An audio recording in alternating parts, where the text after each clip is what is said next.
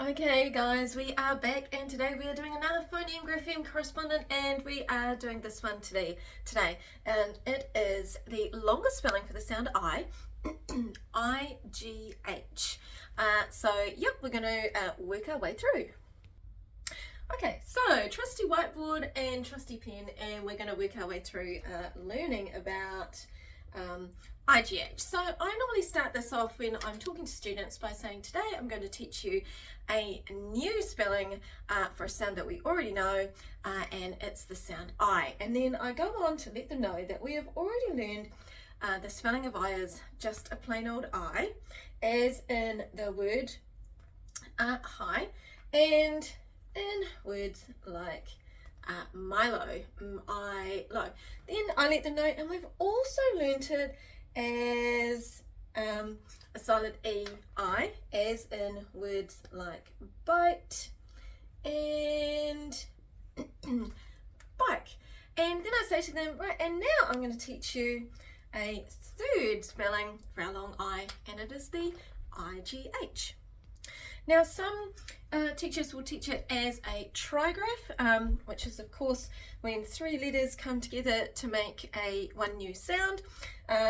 So normally I would be I or G would be G, and H would be H, but when they're all together they come out as I. But I like to just call it a vowel team, because that's basically what it is.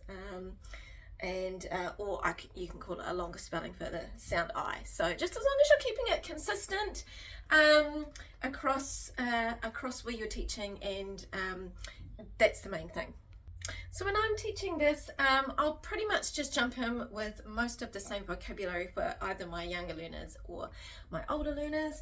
And we'll look at it first without the T on the end, because it's really commonly seen with the T on the end, but it's really important to remember not to teach it as IGHT, because it does also appear as just IGH. So we teach it as I on the end, hi, si, thigh, and nigh. And nigh is a really interesting one.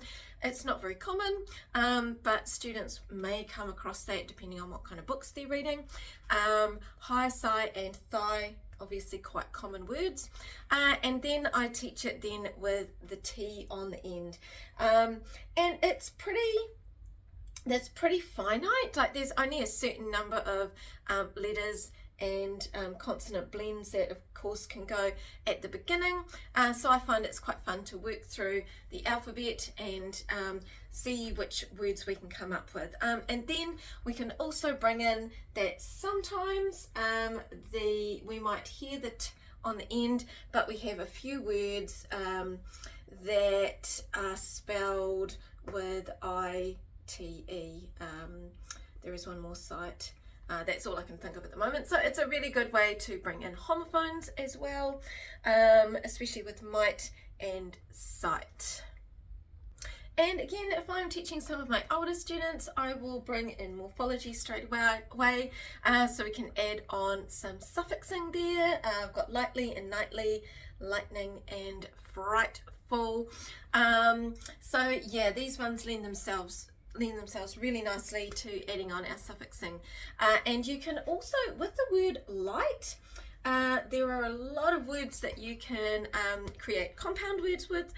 For example, night light, torchlight, daylight, lamplight. There are a lot of words that you can go with light to create some compound words as well.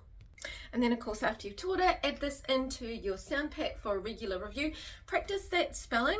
IGH, especially your dyslexic, dysgraphic learners, will find it a little bit tricky to remember that combination. So I do find that takes lots of repetition to nail that spelling. Do a little rollback with games. I've got Yeet here, the Yeet vowel teams. I'll hold that up nice and close so you can see.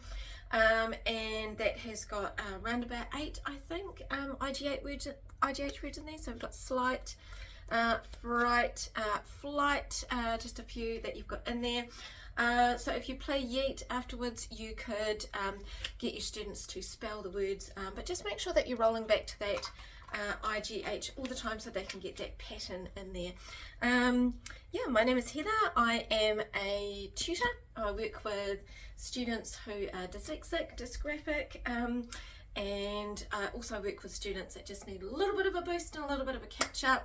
But I hope you find these videos informative. We're trying to keep them to under 10 minutes, most of them around about 5 or 6 minutes. Let me know what you think.